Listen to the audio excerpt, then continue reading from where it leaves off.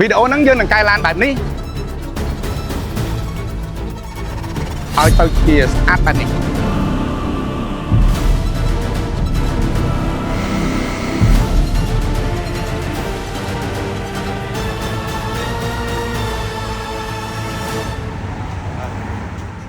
ការងារដេកឡានចាប់ផ្ដើមដំបូងគឺអត់មានអីទេក្រៅពីរើផ្នែកខាងក្នុងចេញ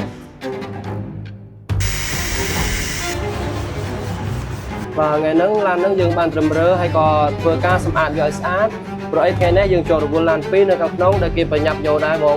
ថ្ងៃស្អែកចំពោះថ្ងៃស្អែកវិញយើងនឹងធ្វើការបិទកណាត់ឬក៏បិទជញ្ជាំងជាដើមមក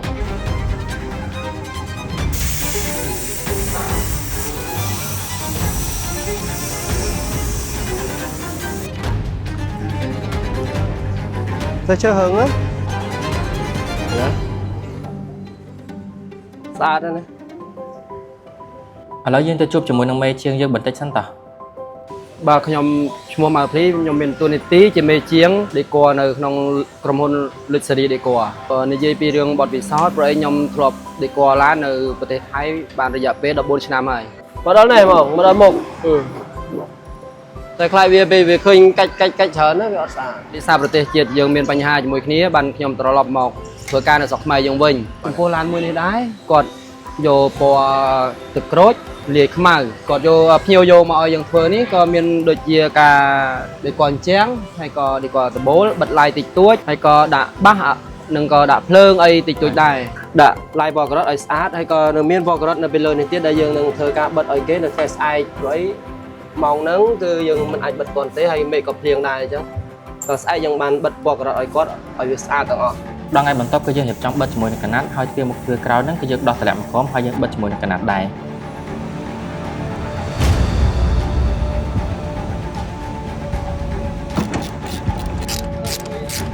ខ្ញុំបាញ់ក្នុងបានទេបាញ់នេះ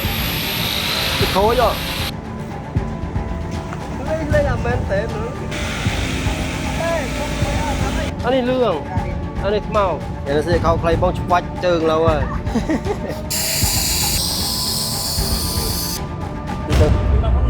មានដាក់មុនខ្ញុំវែងជាងលើដាក់មកចាខ្ពស់ពេកបានអាមែន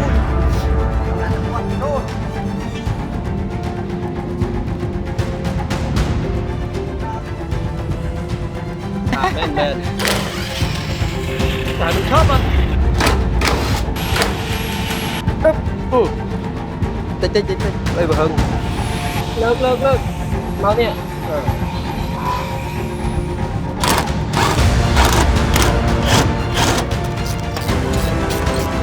ទៅទៅផៅ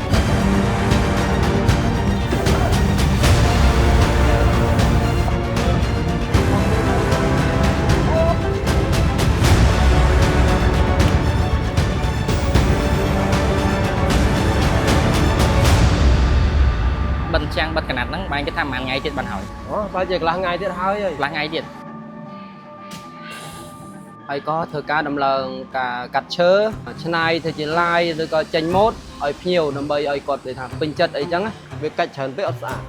តែខ្លាចវាពេលវាឃើញកាច់ច្រើនណាវាអត់ស្អាត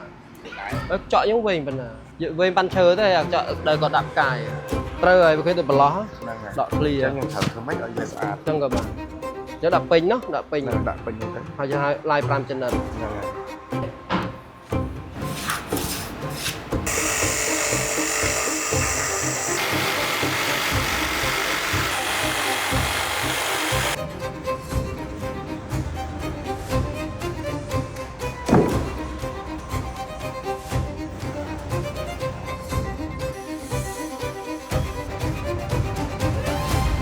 ឥឡូវធ្វើឲ្យតទៀតបងដាក់យើងកាត់ឈើធ្វើមួយជាន់ទៀតដាក់ភ្លើងកាត់ឈើបិទឡាយមួយជាន់ទៀតលើកភ្លើងមួយជាន់ទៀតបាទចូលនេះវិញយកលើក្នុងទៀត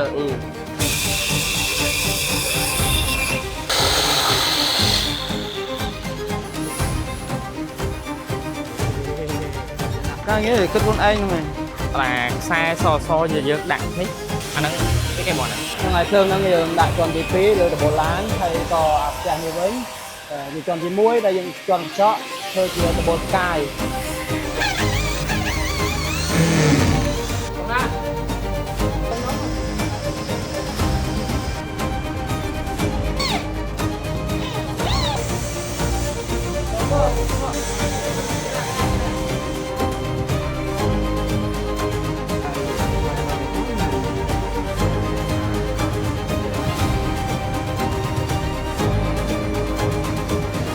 វ៉ាប់លាប់បងឯង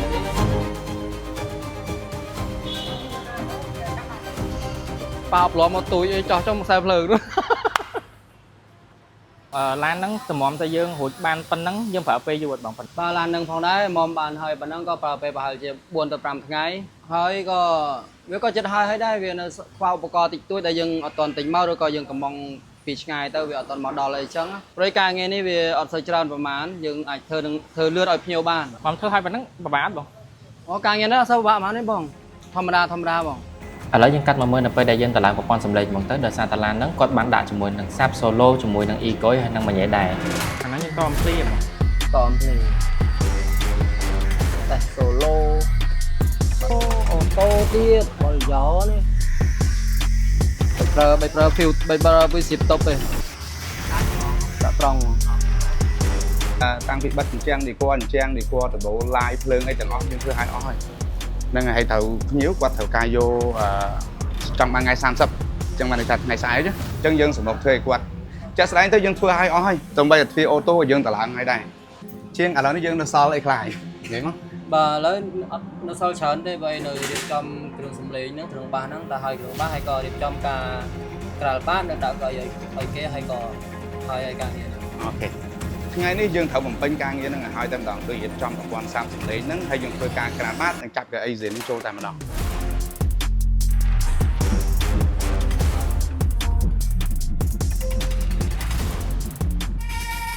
ឥឡូវយើងមកតេស្តសំឡេងសាប់បាទ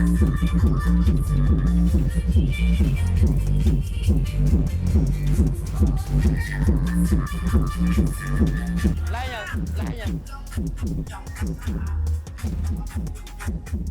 ទៅការបើក ចម្រៀងយើង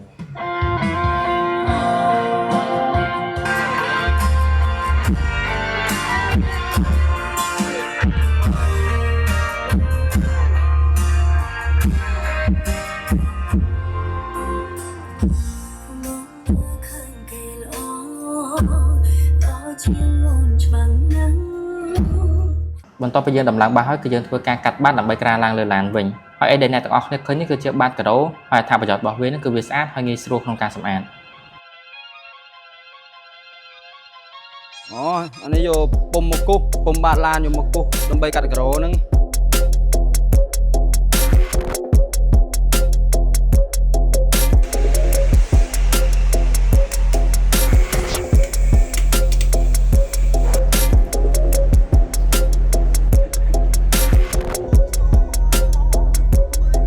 ថ្ងៃបន្ទាប់កៅអី VIP យើងក៏បានមកដល់ហើយយើងក៏រៀបចំចាប់ឡើងថ្ងៃជាមួយគ្នានឹងតែម្ដង ដាក់សិនណាគឺកៅអីម៉ូតហ្នឹងដាក់ជាប់គ្នាទៅស្អាតបើយកមានដៃនេះផ្លូវដើរល្មមអត់មានភ្លើងទេមកដុំនឹងរបូតទៅអញ្ចឹងអើយមកបងកើមើងកើបានហើយបានបាច់អើយហ្នឹងហើយរៀបចំបាញ់ចាប់កៅអីហើយការងារត្រង់យើងមានណានេះទូទៅតុកអូតុកបត់អូជាមួយកៅអីនេះដែរមានតុកបត់មួយអូមានចកនឹងអាចមើលមុខលាបក្រែមបានដែរបាទលាបក្រែមម៉ាស្ការ៉ាលាបក្រែម ជាមួយនឹងការខិតខំប្រឹងប្រែងនិងការសហការគ្នារបស់ក្រុមការងារយើងទោះពេលខ្លះយើងធ្វើការរហូតដល់ម៉ោង 9 យប់ក៏ដោយទីបំផុតយើងក៏អាចបញ្ចប់ការងារនឹងបានសម្រេច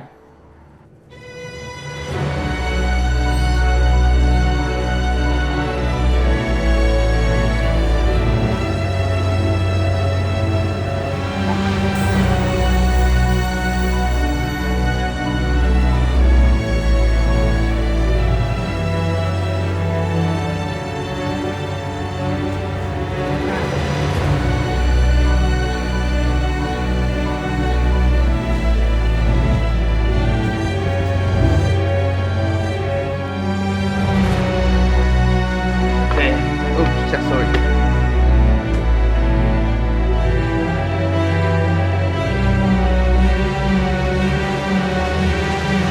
សិនជាបងប្អូនទាំងអស់គ្នាចូលចិត្តជាមួយនឹងវីដេអូ decor បែបហ្នឹងកុំភ្លេច share វីដេអូមួយហ្នឹងផងដោយសារតែយើងនៅមានវីដេអូកម្រងធ្វើ decor ច្រើនទៀត